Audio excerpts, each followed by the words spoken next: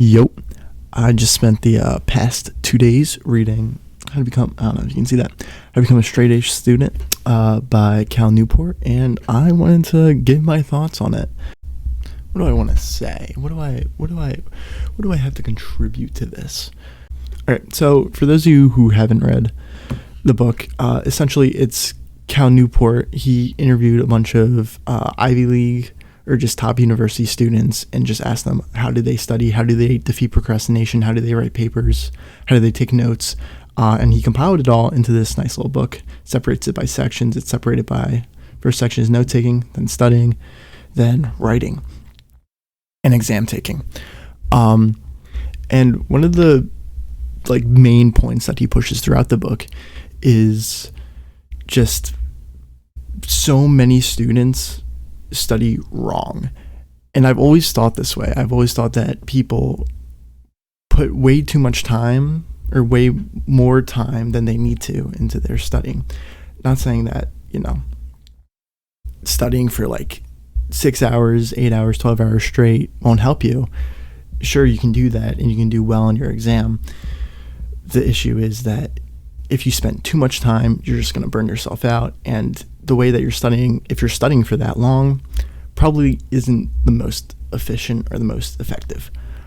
By the way, everything that I say in this video is just my opinions. Nothing, of course, is factual. Everyone's different. Everyone has their own different ways of studying. Everyone has their own different ways of doing everything because we're humans. We're all different. We're all unique. That's what makes us cool. These are just my personal thoughts when it comes to school and academics and studying. So like I was saying before, a lot of people spend, I feel like, too much time studying. I feel like a lot of people don't know how to have a proper balance between their normal life and their academic life. When it comes to me, I am a student athlete and I also work only 2 days a week, but I still work. So that's about every single day. That's at least 3 to 4 hours taken out of my day from practice. And then if I have work, that's an additional 3 hours taken out of my day. So realistically, to get done work or get done studying every day, if I don't want to stay up super late, then I realistically only have, I would say, probably 5 to 6 hours in a day to do work or study, which is a lot of time, actually. And I actually don't spend that much of that time studying. I use most of the time either doing work or just relaxing because you don't want to spend your whole day doing schoolwork. So I just want to kind of go through this book. I made a lot of highlights in this, by the way. I don't even know, can I see how many highlights I have? I highlighted basically everything. Damn, I just have a lot of highlights. I want to go through some of them and just give my personal thoughts on them. So the whole first section of the book is dedicated to note-taking. And this is probably the most helpful part of the book for me because I kind of suck at note-taking. When it comes to note-taking, it's either I don't take notes at all in a class, at least not during the actual lectures, and I just take notes after the class on whatever the readings are, and I copy down a lot. Or if the teacher is teaching with a PowerPoint slide, I'll copy the entire PowerPoint into Obsidian, which is the note-taking app that I use for my computer. And that's not very good because, first off, if you're taking no notes during the class and you're kind of just sitting there, you're not really actively learning. If you're just sitting, if you're someone like me, especially, who gets distracted very easily, if I'm not constantly doing something like writing notes, I get distracted very easily. I start going off in my own little world. I look off in the distance and boom, something just happened. I completely missed it. But then there's a problem where if I'm only taking notes, I'm only really focusing on, if there's a PowerPoint, I'm only really focusing on the PowerPoint and not actually what the teacher is saying.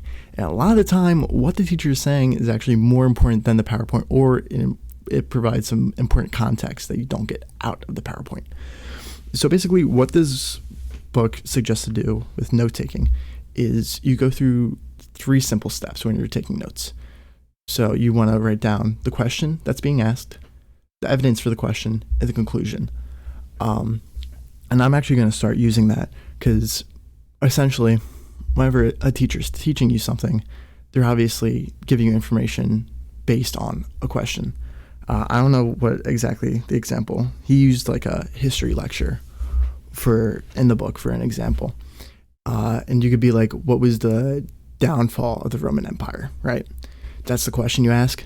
You have your evidence, and then you have your conclusion based on that evidence. And the reason why that's so good for note-taking is because when you study, right, you don't want to just reread just facts over and over and over again. When you have to memorize stuff like dates or names, sure, that's helpful. When in that case, you make flashcards. Flashcards are very useful, by the way. If you don't use flashcards, they're pretty good. And I would actually recommend getting some actual physical flashcards and not Quizlet. I am kind of a hypocrite when I say that because I use an app called Anki for my flashcards, which syncs up my flashcards to the web so I can access them on any device pretty much as long as I have my sign-in. But I want to start taking normal notes, or not notes, flashcards soon. But anyways,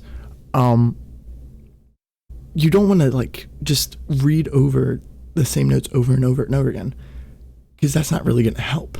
Sure, if you do it enough times for long enough, you'll start to remember that information, but that's going to take hours of work.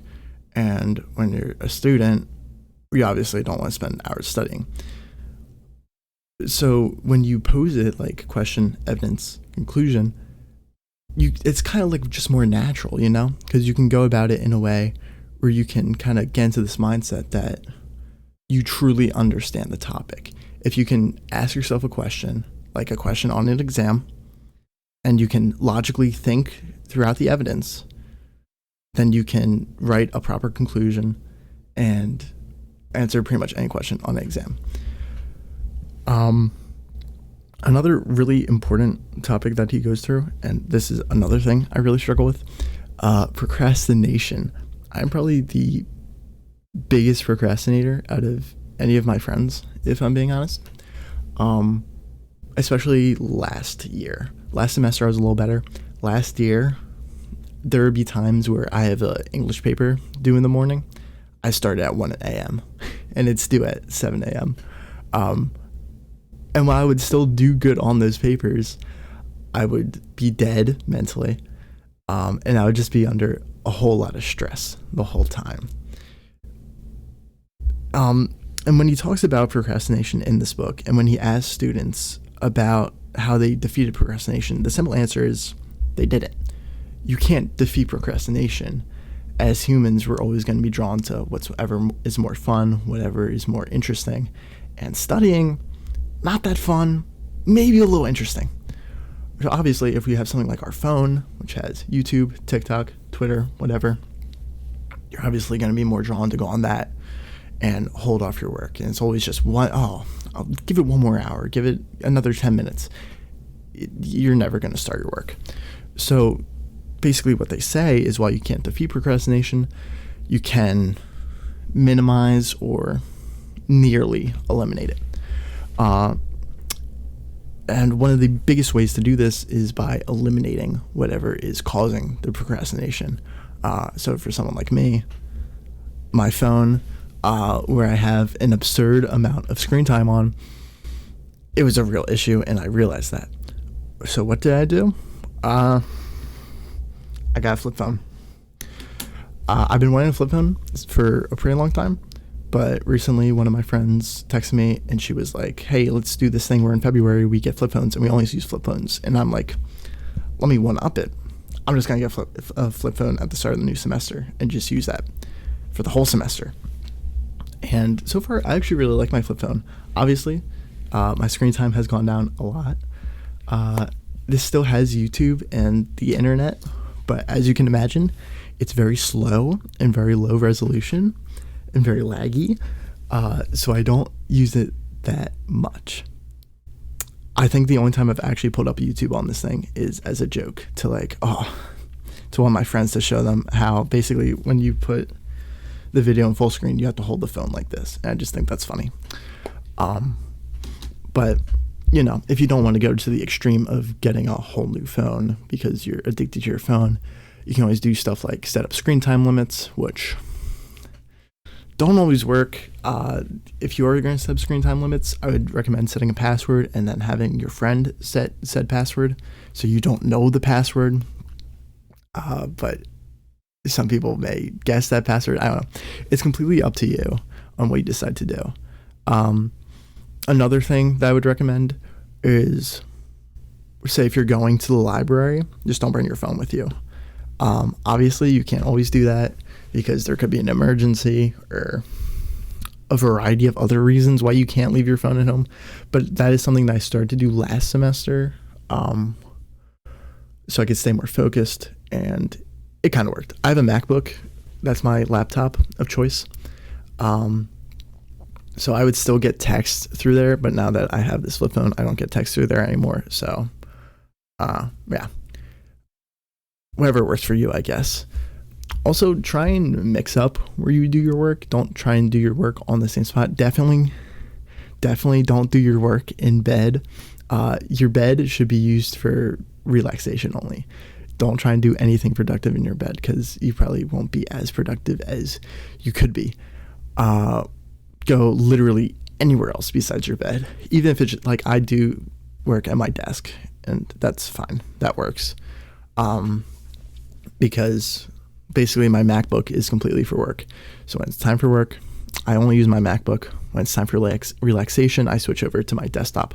Unless the assignment requires me to be on a Windows device, then I'll obviously use my desktop for that. Just going back real quick to the whole studying bit. Obviously, the point of this video, you're probably studying too hard. So how long should you actually study? And how do you actually study? General rule of thumb, you probably shouldn't spend more than 2 hours on a particular subject when you're studying. When you're doing assignments, obviously, depending on how many assignments you have due that week, it could take quite a bit of time. But when it comes to studying, really you shouldn't spend more than 2 hours on a given subject every night. And the best way that I found for studying is using the Pomodoro technique. If you don't know what that is, basically you're giving yourself an allotted time with no distractions, completely focused on your studies, and then you have a short break. And then you're going to go back to it, and you do that X amount of times. And the most effective Pomodoro timing that I do, inspired by James Scholz. If you don't know James Scholz, he's like the whole reason I'm making this channel and making these videos. Go check him out. He has 3 channels. I'm going to link all 3 of them in the description. But he's really good. He has really good videos on studying, and he's the reason I read this book. But he does these study with me live streams where he is studying for 50 minutes and then there's a 10-minute break. Do whatever you want in that break. Go on your phone, play a game. I bring my 3DS with me everywhere and my Kindle. So I'll switch between one of the two. Like if I want to play my 3DS, I'll do like a quick round of Mario Kart and then get back to studying. But really you should not be spending 6 to 8 hours studying, because your brain, the more you study, right, the more that you try and study for X amount of time in a row, the less you're going to retain, Imagine your brain as a computer. I'm a computer science major, so I'm going to have to use a computer allegory. When you're studying, imagine studying as you're loading the information into your RAM, and the more that you study, the more that gets transferred into your hard drive. So from your short-term memory to your long-term memory, basically. If you're studying for too long, your computer's going to overheat, things are going to slow down, and you're not going to be as efficient. But if you study efficiently in short bursts of time, you'll be fast, you'll be quick, and things will get into your long-term memory faster. So how do you study more efficiently? Like I said in the beginning, don't just read over your notes over and over again. When you're doing your notes, do like what I said and what technically the book said. Do that question, evidence, conclusion based thing. And then when you're studying, act like you're the teacher, Talk aloud, talk in your head, whatever you feel comfortable with. Basically, reteach yourself the material until you feel confident enough that you can recite it without, having to look at your resources. But really, you really just have to learn and understand. You can't just brute force it. Also, please, this goes back to procrastinating. Please do not start studying the night of an exam. Real quick.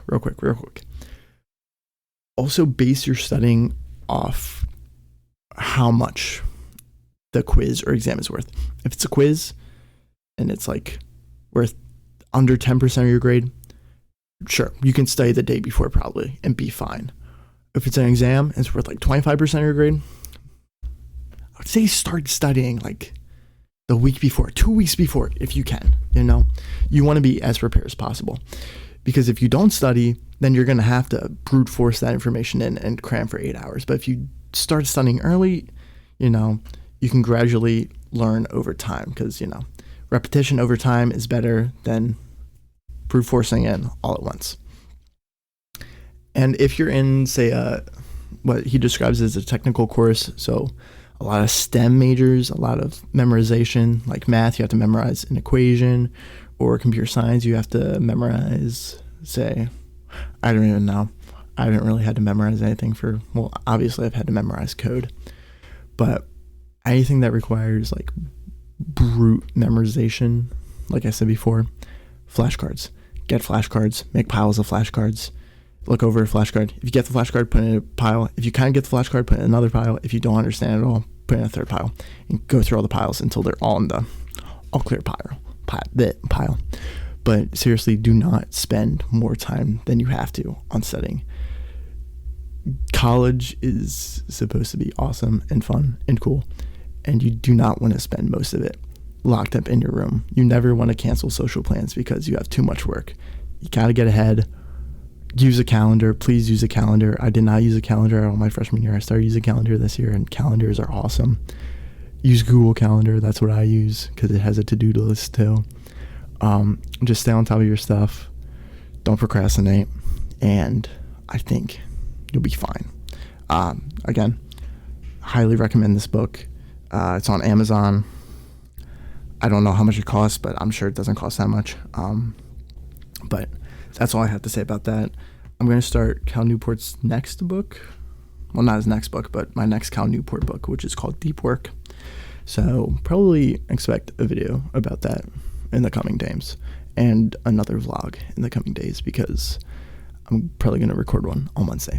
But with that, hope everyone has a good day. Good luck studying, and I'll see you guys next time. Bye-bye.